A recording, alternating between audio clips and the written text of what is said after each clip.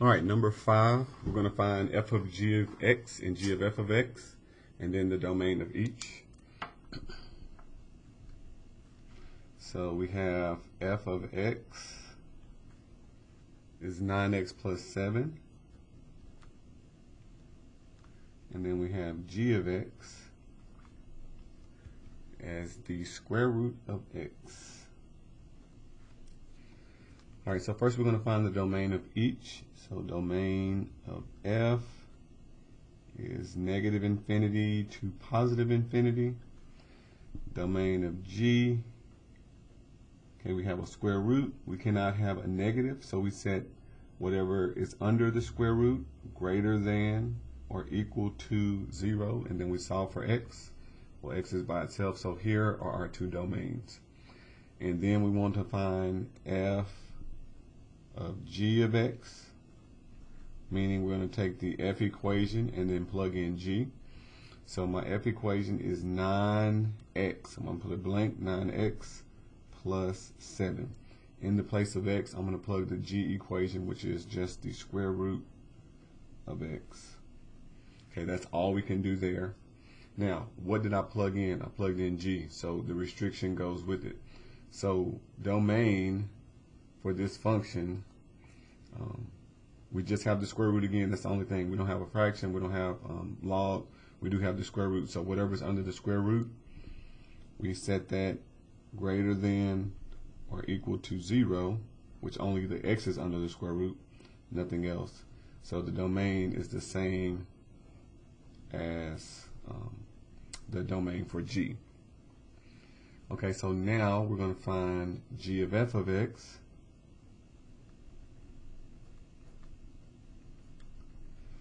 And this time we're going to start with g, so it is the square root of x, but in the place of x, we're going to replace it with this whole equation.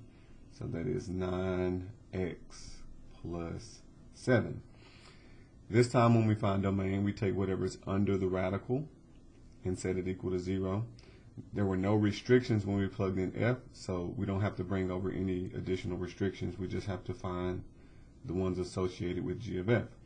So we're going to take 9x plus 7, set it greater than or equal to 0.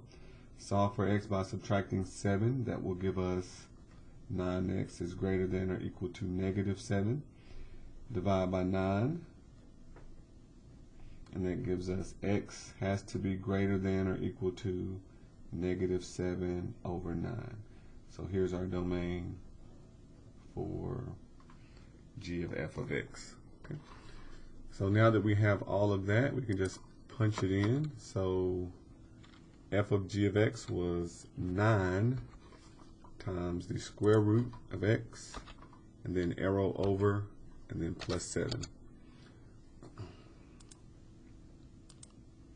And then g of f was a big square root, 9x plus 7, all underneath the square root. Domain of g. So interval notation, greater than 0, greater than or equal to 0, we will put a bracket because of equality around the 0 going to infinity.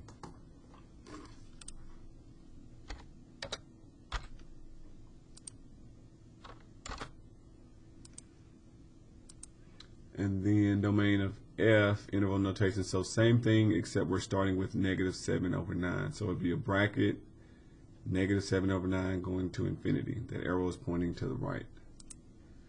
So